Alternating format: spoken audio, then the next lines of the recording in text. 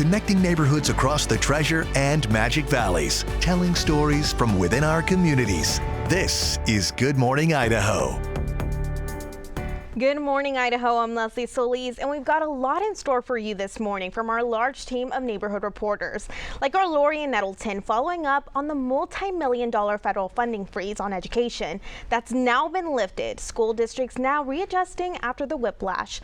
Plus, a story new this morning, our Greenlee Clark highlights what is now Idaho's third healing wind phone, giving community members in grief a low-stakes outlet. More on all that coming up, but first, let's have a check of the weather with our Sophia Cruz. Thanks, Leslie. As we start to get ready for our Tuesday morning together, you'll notice that it's going to feel pretty nice out there.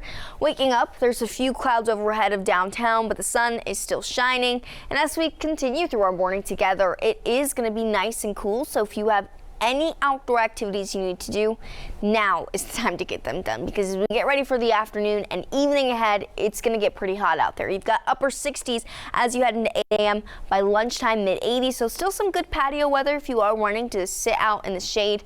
And then by 2 o'clock, we'll be touching into the 90s, but that is unfortunately not where we stop today. So I'll have all those details for you coming up. But what I want to show you is that we are looking at that chance for thunderstorms as we head into today, but also tomorrow. So that's going to be the trend as we head into the next couple days.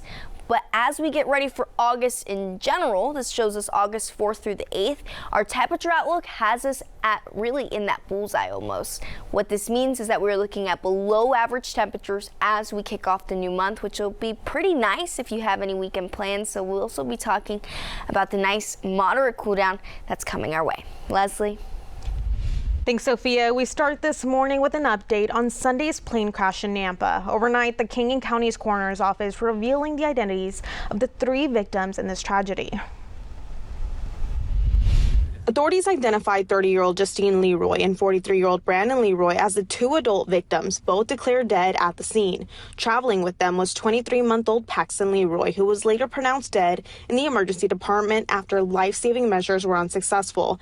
On the matter, King County Coroner Jennifer Crawford says, "Our thoughts and deepest sympathies are with the family and loved ones during this difficult time. The investigation into this incident is still ongoing, but we bring you now to neighborhood reporter Keith Burrell with more details on the crash." I'm your Nampa neighborhood reporter Keith Burrell, and 24 hours later, the plane still sits in this Nampa shed as investigators try to piece together what happened. Several neighbors in Nampa called 911 Sunday evening after a small plane crashed into a shed around 5:40 p.m., less than a half mile from the end of the Nampa airport runway. Crews cut off the top of the cockpit to get to the passengers inside, and sadly could tell 2 adults were already dead. The 3rd passenger, a toddler, was removed from the wreckage and rushed to the hospital, but was pronounced dead a short time later. Nampa Fire Battalion Chief Jed Simpson has been responding to calls for 27 years, but this one was a first. This is my first airplane incident into the community. We've encountered some on the airport property before, but for me, this is my first response to a neighborhood airplane crash. When Chief Simpson and his crew arrived, community members and police gave their best efforts to help, despite the risk of fire, as fuel poured from the wreckage. When we arrived, we brought the appropriate tools to bear and were able to cut away the aircraft and access the passenger area. We determined that there were 3 people inside. Nampa Municipal Airport tells me that all pilots are expected to be familiar with FAA guidelines on operating aircrafts at airports without control towers. That aircraft narrowly missed power lines, trees, and homes, crashing into an unoccupied shed. Flight data shows it recently made several trips across the West, including stops in Oregon and California, and weather observations Sunday night at the Nampa airport showed no strong winds or other concerns for flying. Nampa police tell me that the Federal Aviation Administration and Transportation Safety Board are investigating the incident, and we will continue to provide you updates as we learn them on Idaho News 6 and IdahoNews6.com. From Nampa, I'm your Nampa neighborhood reporter Keith Burrell for Idaho News 6. A terrible tragedy, and one that surrounding neighbors will not soon forget. I spoke with some shocked neighbors on Oak Street who never imagined an incident like this could happen just steps away from their home. It was not a pretty sight. The police came and told him to stay away because it might explode.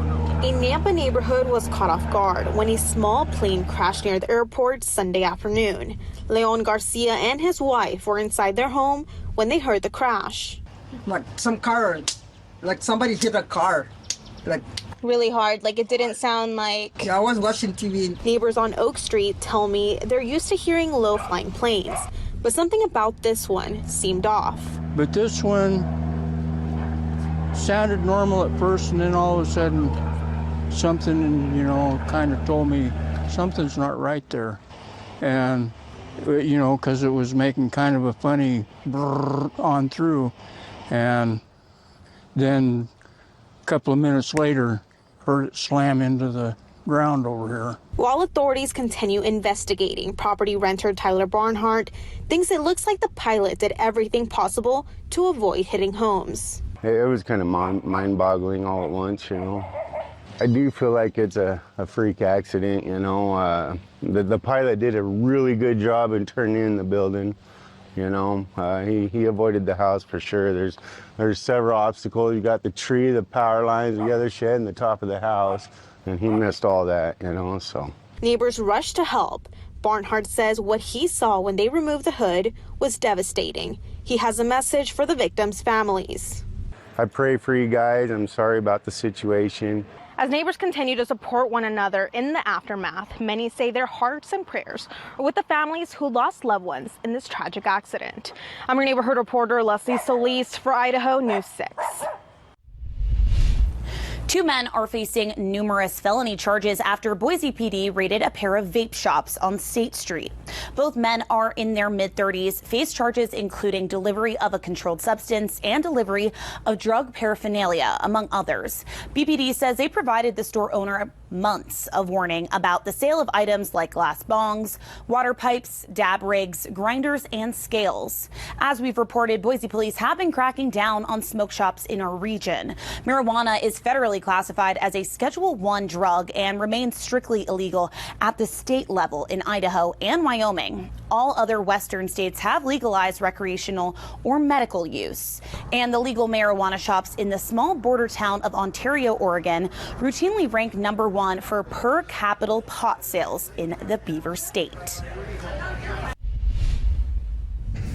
Reversing course several weeks after freezing education funding, the federal government will now release $5.5 billion nationwide, including $27 million for Idaho schools. I'm your Twin Falls neighborhood reporter, Lorian Nettleton, checking in with local educators about what this about-face means just weeks before the new school year starts. Earlier this month, we reported how school districts across Idaho scrambled to redraw budgets on short notice after the federal government froze nearly $7 billion nationwide. Twin Falls School District had $1.5 million frozen. Administrators paused hiring and reassigned staff into positions without accounting for that funding. Now, the government agreed to release the full amount of previously promised money. It really kind of throws you for a loop and feels a little like we're not on stable footing, which is hard and definitely hard for staff members who were for about a month unsure of if this career that they had chosen, whether that was going to be available to them at all in the future. Eva Craner from the Twin Falls School District told me the flip-flop wasn't the worst problem to have. And now we're filling those open vacancies that we had hoped to make a little bit more progress on, but a 3-week pause is not the end of the world, but it does make our HR department a little crazy. Districts in Idaho and nationwide are expected to receive the funding by next week. I'm your Twin Falls neighborhood reporter, Lorian Nettleton, Idaho News 6. A horrifying day in New York City after an armed gunman entered an office tower and killed 4 people with an M4 rifle. What we know coming up.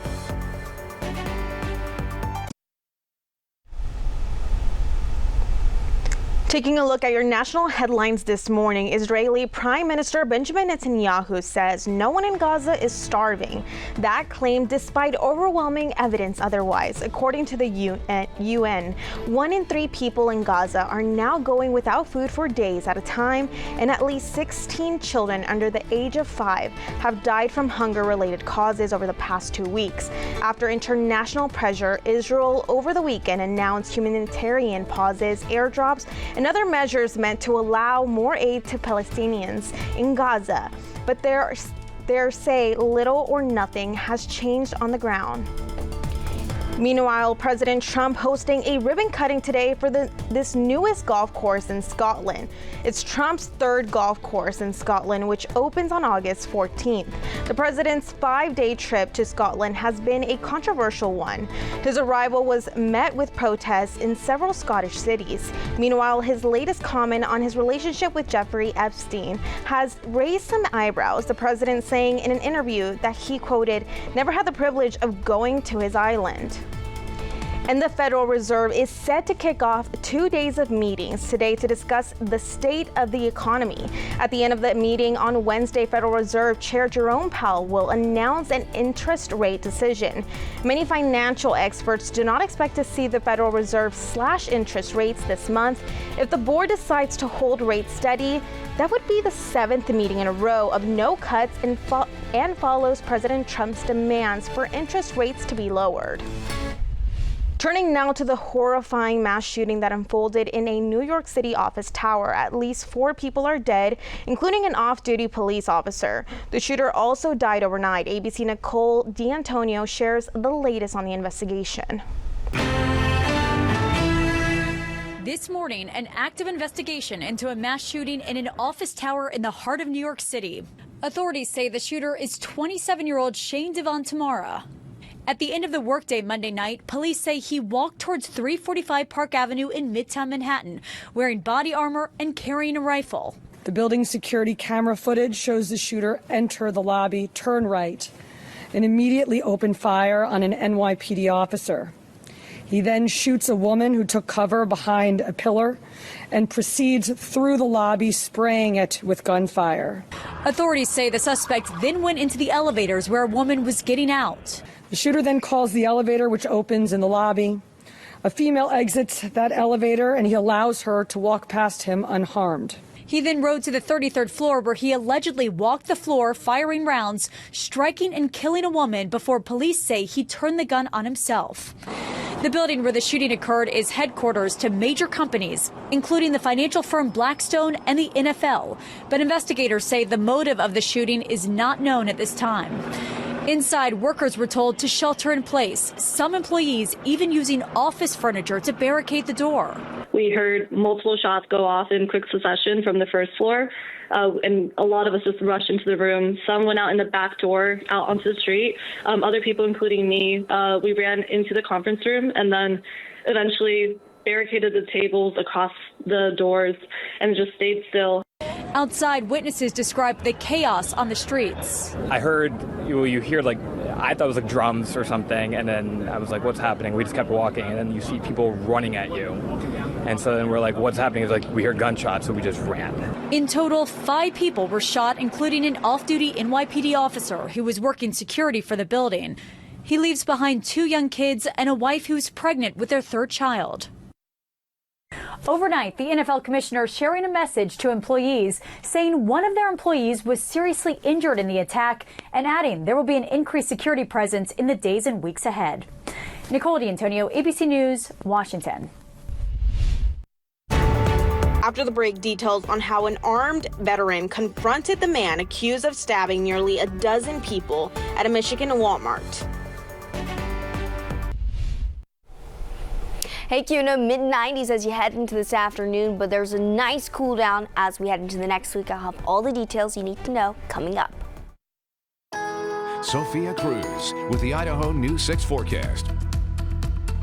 Good Tuesday morning to you. It is 6:17 and I hope you are off to a good start this week. As we get ready for our Tuesday together, your weather headlines. It's going to be a hot afternoon ahead, okay, so prepare for the heat. As we also make our way into the afternoon, we will be looking at another chance of storms along our mountains, and then also a nice moderate cool down as we head into the next week, and I think you'll actually really enjoy that. Now, today we already do have a fire weather watch in place. Now, where you see this tan, that's Rome and Jordan Valley, and then also a red flag warning. Now, this is as you extend into eastern Oregon from Baker City down into Bend. Where you see the pink, that's our red flag warning. What this all really necessarily means is that we will be looking at critical fire conditions as we head into the afternoon. So if a wildfire were to start, it would spread rapidly. As far as our high temperatures go this afternoon, it is going to be a very hot one for all of us in the valley floors, hottest in Glens Ferry and Ontario, but upper really 90s as you head into the upper valley. If you're in our mountains, you've got those mid 80s, lower 90s. Now over the next couple days, we are going to see a nice cool down as we head into the next week and also prepare for August. And it's crazy to even start thinking about August, but August is going to kick off quite cool. You get those upper 80s to mid 80s as we travel over the next couple days. So that's going to be pretty nice for us. But while we are looking at that, our friends along the eastern portion of the U.S. are dealing with extreme heat. So you'll notice from 95 in New Orleans to 100 in Little Rock, this doesn't sound too bad, and you're thinking that's very familiar with what we see closer to home. And while it is, just taking a look at our heat indexes, this is what they're getting because of that hot, moist air coming in. As they head into their afternoon, it's going to feel more like 111 to 108, even 104 in some spots. Right now, their heat indexes are sitting at about 80 in Houston, so imagine waking up and it feels like 80 degrees. 94 in New Orleans. As you make your way further up towards the coast, lower 80s. Now that's going to continue to climb as they head into the afternoon, but that heat dome is going to shift to the east. It's still going to be pretty hot down here. It looks like they'll see even a few sprinkles, which I'm sure is really going to bring on that really big gradual humidity bump up. For us, we deal with more dry heat, but what's been really tapping into the storms is this low pressure system in the Gulf of Alaska and then also this ridge.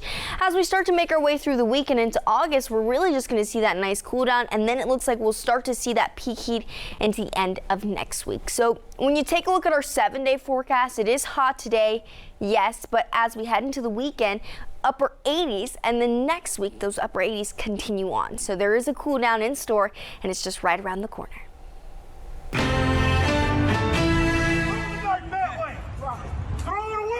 This is the moment Good Samaritans confronted a knife-wielding suspect who police say had just gone on a stabbing spree at a Walmart in Michigan Saturday. I've got a duty to protect. Derek Perry, a former Marine, seen here drawing his gun, commanding the suspect, 42-year-old Bradford Gilley, to drop the knife he allegedly used to stab 11 people just moments earlier. I didn't think of anything other than trying to get him away from people and get him isolated and get him to put the knife down and just to kind of focus on me and instead of everyone that was yelling and screaming in the background. Perry says his intent was not to hurt the suspect. God took over and said, we're going to get you through this. You need to go. The victims range in age from 29 to 84. At least one remains in serious condition. Gilley, now charged with assault and terrorism, has a long criminal record and a history of mental illness and involuntary hospitalizations.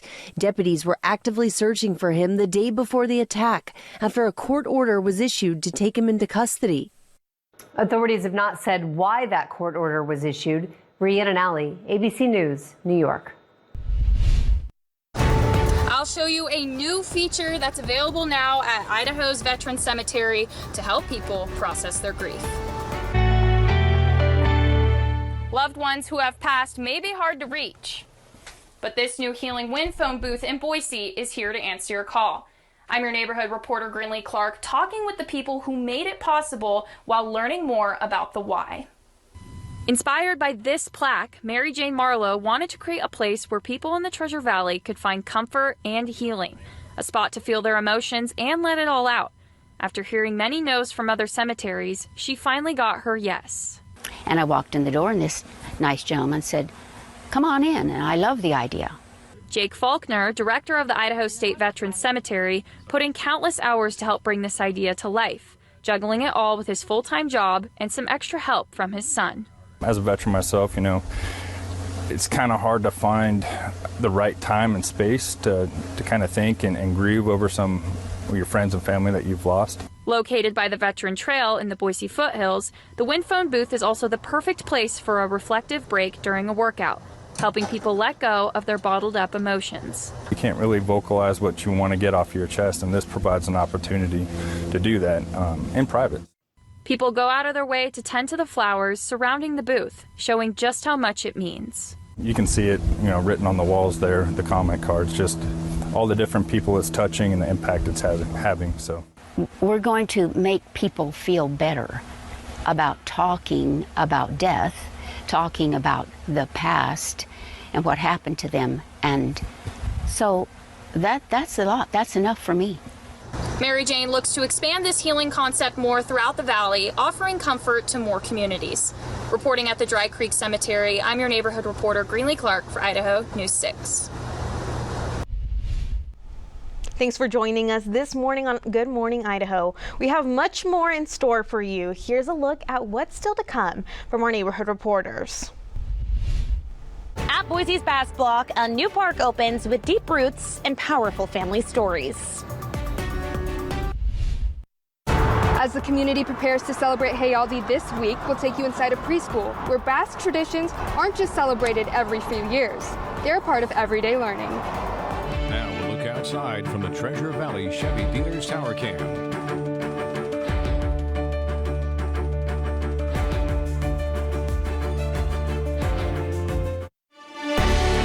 Connecting neighborhoods across the Treasure and Magic Valleys, telling stories from within our communities. This is Good Morning Idaho.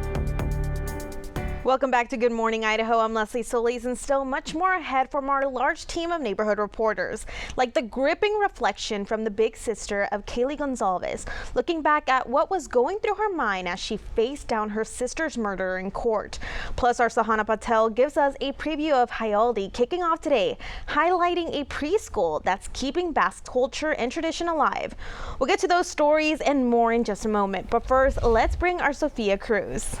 Thanks, Leslie. As we get ready for our Tuesday, what you're going to notice is that it is going to be a toasty one for us. So first off, good morning to you. While you get your first cup of coffee ready, maybe consider some iced coffee. It's still nice and cool throughout the morning, so you could still have a hot cup if you wanted, but if you have maybe that late afternoon pick-me-up, it's going to be in the mid-80s. You're going to want the iced coffee. We'll slowly see some clouds increase towards the end of the day, and throughout the evening, it is going to be a toasty one. So if you head out to happy hour today and it runs a little bit later, you'll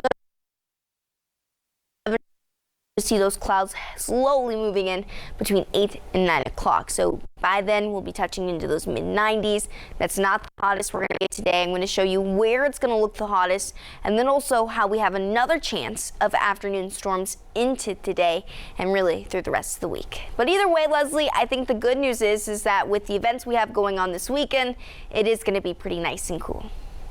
Thanks, Sophia. We turn now to the Basque District, which now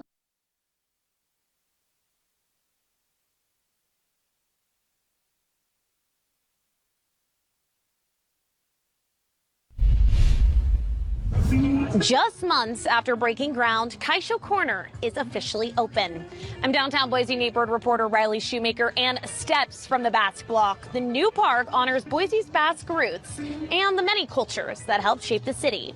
I spoke with two women who grew up in the boarding house that once stood here in this very spot. A lot of history here. Kaisho Corner now sits where Diana Sabala and Delphina Arnold's grandparents once ran a Basque boarding house, a gathering place for immigrant families like theirs. And for the sisters, it was home. There were never less than maybe 13 people at the table.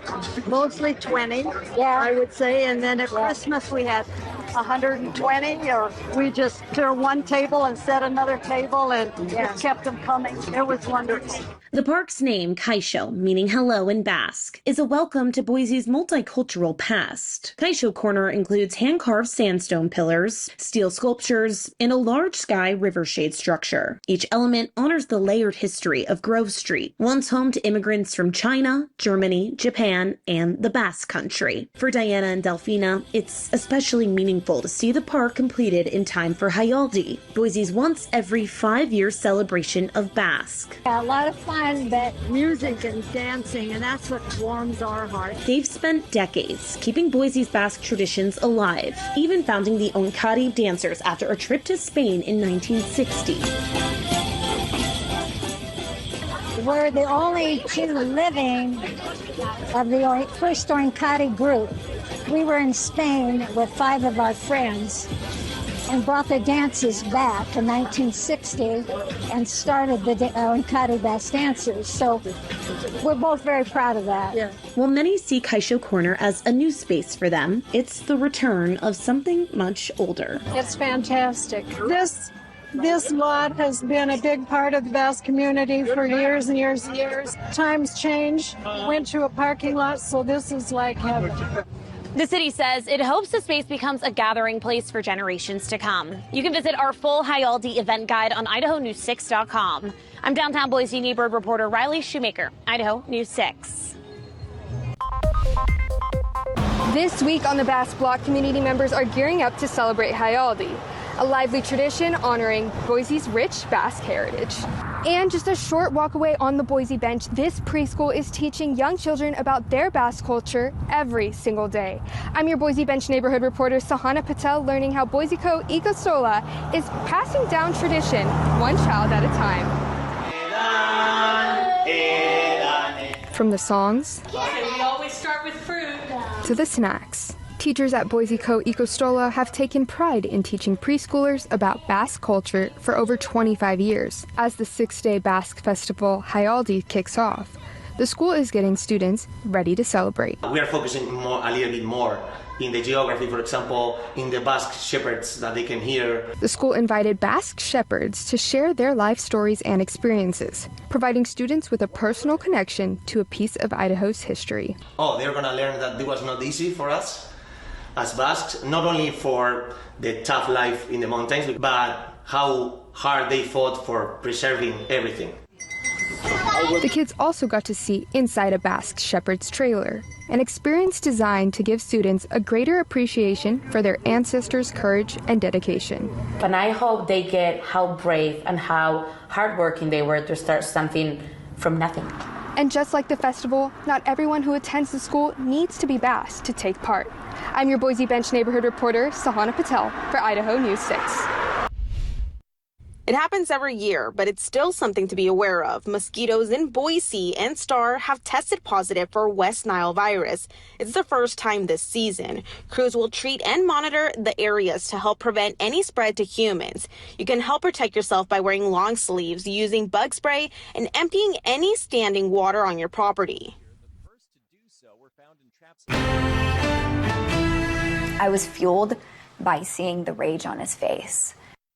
Kaylee Gonzalez's sister, Olivia, reflecting on her fiery and relentless victim impact statement. I was prepared to be arrested that day. Really? Really. No, I'm not joking. I think that every single one of us were. Speaking directly to the convicted murderer, Olivia says she went off memory because she didn't want to break eye contact. Man, was he mad. That was obviously a big point of why I did what I did, to make him feel small, because he is. The truth is, you're as dumb as they come. Stupid, clumsy, slow, sloppy, weak, dirty. It actually makes me really emotional. I got up there knowing that my speech wasn't to Kaylee and Maddie, it was for them. You want the truth? Here's the one you'll hate the most. If you hadn't attacked them in their sleep, in the middle of the night, like a pedophile, Kaylee would have kicked your ass. It frames the statement that what's really important in my statement are the victims, not the defendant. And I think that also makes a big statement. Diminishing him is really super important to victims. She says she sought out specific details to include in her speech. I mean, I stalked the stalker. I found everything that I could from him online from the beginning of time to now. It fueled me to know that I got you pegged. I had one shot at it and I was going to make the most of it. Olivia says that she and many others in her family have been receiving hateful messages on their phones and social media from people who support the killer. But Olivia says they're undeterred and they will continue to make Kaylee and Maddie proud. Kana Whitworth, ABC News, Los Angeles. Making Shakespeare more accessible. This fall, the Boise Bard Players are taking their performance of Love's Labor's Lost to 5 locations across the Treasure Valley. That includes 2 free family-friendly performances. To make sure everyone can attend, you can learn more about the group in senior reporter Roland Barrett's previous story on our website. Let's take a look now at what's happening today in your neighborhood. The 6-day celebration of Basque culture Hayaldi kicks off today. Starting at 5 p.m., it's Basking on the Block, where you can expect food, drinks, and strolling musicians on the Basque Block. Going all week, you can find a full event guide for Hayaldi on our website, idahonews6.com. Staying in Boise, it's another week of Jump, Jam, and Jive at Jump Park, the free summer concert series putting on shows every other Tuesday through August 26th. Tonight's show features Brooke Falk and the Family Cordave. With an opener from Idaho Songwriters Association, food and drinks will be on site available for purchase, and it all starts at 6 p.m. And also, this evening, it's Tuesdays on the Creek in Caldwell, the 20-week event series featuring free live music from both local and touring artists. And tonight features Reb and the Good News. It's also held in conjunction with Farm to Fork Market, so you can shop vendors while enjoying great music. That's from 6 to 9 p.m. this evening. In Twin Falls, thanks to some heavy metal gods, students in a handful of CSI technical programs are getting a scholarship. Thanks to one of the world's most famous heavy metal rock bands, students in 5 College of Southern Idaho programs will be splitting scholarship money to help break into their future careers. I'm your Twin Falls neighborhood reporter Joey Martin at CSI with more about the Metallica Scholarship. What? A rock band wants to support me in my education? I think that's really cool. For the last 7 years, the Metallica Scholars Initiative has been supporting community college high-demand technical and trade programs across the country with millions of dollars in scholarship grant funding. For the first time ever, this year, the College of Southern Idaho is getting a $75,000 cut of a $3 million pool. Specifically, 5 CSI programs: agribusiness, animal science, aquaculture, ag diesel, and heavy-duty truck diesel. A program like this has a really big tool expense, something like $5,000 to $7,000 depending on which program you're in. So students need that help right when they first come in. CSI Dean of Technical Education, Barry Pate, says the scholarship funds will be used to help students offset some of the sometimes large costs of buying the tools and equipment required for the programs, with the highest starting cost being the heavy-duty truck diesel program. This particular scholarship will give them $1,500 toward that toolkit. That toolkit stays with them throughout the program, and then when they start working, it's theirs when they work. Matt Cannell is the chair of the CSI Agriculture Department. For him and his band of future ag professionals, the Metallica Scholar Initiative is a gift from the heavy metal gods. It's neat to see that society and even groups like Metallica are wanting to support our students and see them develop skills to be able to go out into the workforce and be productive. Cannell says his students will be able to use their share of the funds to purchase books and the tools and equipment they'll need to hit the ground running. I'm not sure exactly how many will receive scholarships. We'll have to get a little more details and understanding, but I would suspect that it will be a relatively large percentage of our students. CSI wasn't the only Idaho community college to receive the Metallica Scholarship. The College of Western Idaho also received funds for their technical programs. Reporting in Twin Falls, I'm your neighborhood reporter Joey Martin, Idaho News 6. When we get back, how the price of your groceries may soon change right in front of your eyes. A look at new pricing technology that some shoppers are already seeing. Good morning, Kuna. A hot afternoon ahead, but we have a nice cool down into next week, as well as chance for afternoon storms. I have all the details you need to know coming up. Groceries may soon change right in front of your eyes. A glimpse of what shoppers could soon see is already on display in Europe, where the Wall Street Journal found prices at some grocery stores can change up to 100 times per day. The technology behind it? Digital shelf labels, small electronic screens that can instantly display new prices at the push of a button, and they're being used more and more across the U.S. Walmart has installed digital tags in more than 400 locations, with plans to reach 2,300 stores by next year. Kroger and Whole Foods are expanding pilot programs as well. It's fueling fears of surge pricing.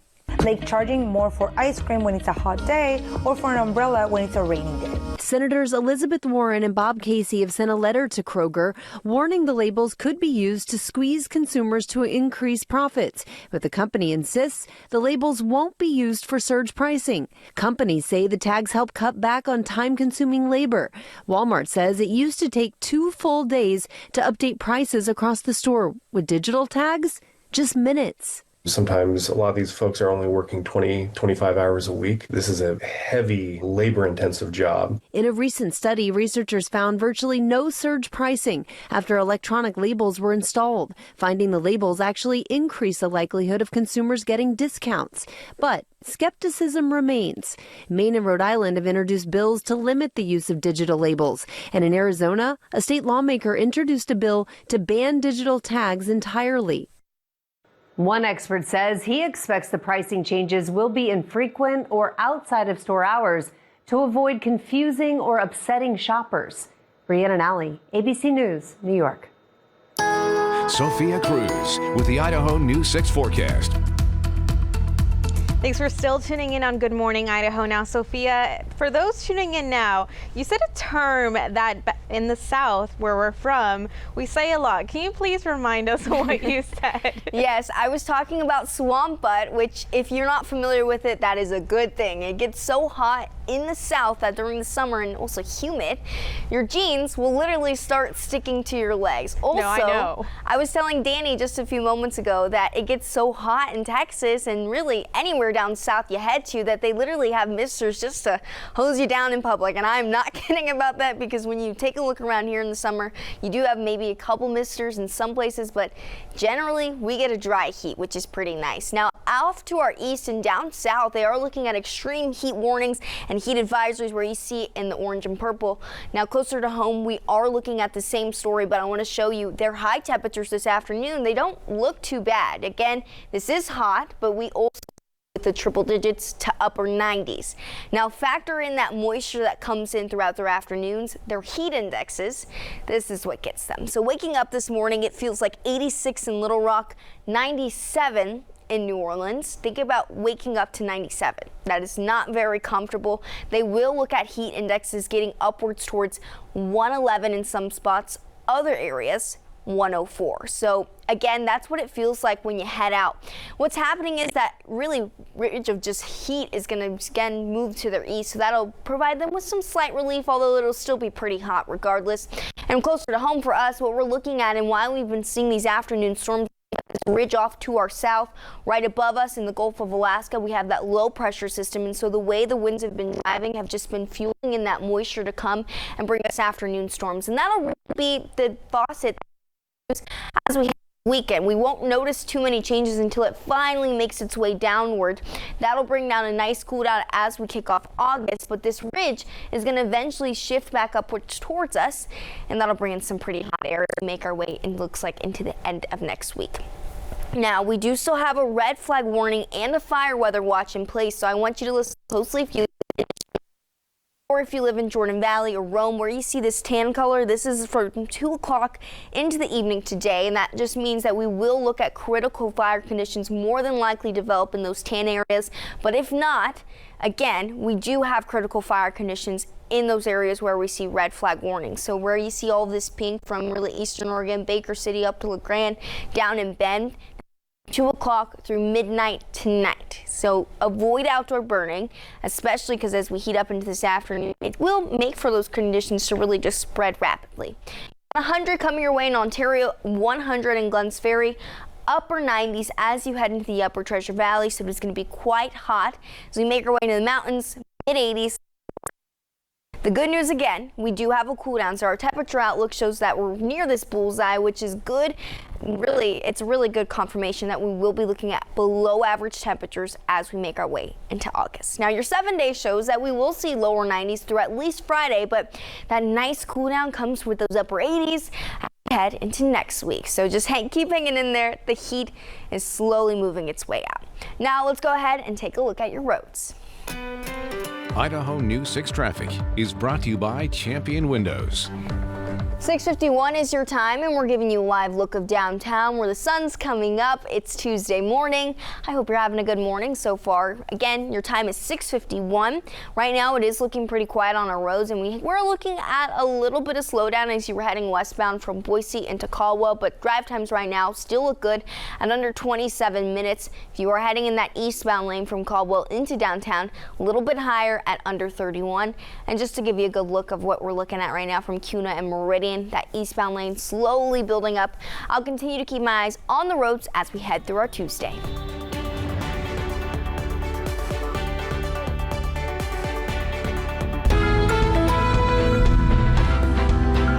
In this morning's GMA First Look, two-time Super Bowl champion and Football Hall of Famer Deion Sanders revealing a major recent diagnosis. Deion Sanders. NFL great opening up about his private battle with bladder cancer, and the latest on his recovery. No symptoms, no nothing, healthy. Going in there to look at something else, you find something else. Blessed me with this wonderful doctor that is better at her game than I was at mine. Sanders says he opted to remove his bladder and create a new one, likely referring to a minimally invasive procedure where part of the small intestine is used to construct a makeshift bladder. We gonna beat it, ain't we? It's beaten. It's beaten. Coming up at 7 a.m., what he's looking forward to next. With your GMA First Look, I'm Trevor Alt, ABC News, Los Angeles. Welcome back to Good Morning Idaho. We're just wrapping up in case you missed it. These are the top stories we're following from our neighborhood reporters. A small plane crashed near Nampa Airport on Sunday, leaving nearby residents shaken. The coroner has now identified the victims, and witnesses say the pilot appeared to maneuver to avoid hitting homes in the Oak Street neighborhood. After weeks of uncertainty, Idaho schools will receive millions in previously frozen federal funding. Twin Falls educators are thankful that promised funding will be honored, but they say the whiplash from the uncertainty still has an impact. And the state of Idaho has its third Healing Wind telephone. It's located near the Veteran Trail in the Boise foothills, providing a quiet sanctuary for people to express their emotions and find comfort while grieving. You can learn more about all these stories on our website, idahonews6.com. Now, the Out the Door forecast, brought to you by Pella Windows and Doors. Happy Tuesday to you. Your time right now is 6:56, and as you get ready for your morning, iced coffee for sure. You've got lower 70s as you head into work. By lunchtime, we'll be touching into those mid-80s. By the time you wrap up, it'll be in the 90s. And then getting ready for the evening ahead, we'll stop at those upper 90s. So it is going to be quite hot today. So short sleeves, shorts weather, sunglasses, anything that can help keep you cool. And if you want to read more about the forecast, you can head on over to idahonews6.com. Otherwise, let's go get you ready to head into work. Idaho News 6 traffic is brought to you by Champion Windows. All right, it is now 6:57, and we are giving you a look of downtown where the sun's coming up, and it's going to be a good Tuesday for you as you head out on the roads. It is pretty quiet. Again, we had a yesterday pretty quiet commute. I don't know if people took off on their Monday, but either way, as you head on the I-84 eastbound, you are starting to look a little bit of slop and go there. As you make your way into Caldwell, or heading out to any of these roads, Karcher Road looking at some stop and go as you head into that westbound lane. As far as drive times go, as you make your way further and closer into downtown, you've got Chinden Boulevard to US 20, just under 13 minutes, so it still looks pretty smooth here if you're making your way into downtown. Now, Leslie, it's been so much fun to have you through the mornings. How have you been adjusting to the time schedule? It's definitely been an adjustment. You keep saying iced coffee, so I think that's what I need right now, because it's definitely been a day and a morning for us already, but it's been such a great time here. Yeah, you really have to make the adjustment, and you cannot nap during the day because otherwise that ruins your sleep schedule. Yeah, no, definitely have learned that, but thank you so much everyone for joining with us on Good Morning Idaho. We'll see you soon. Have a blessed day.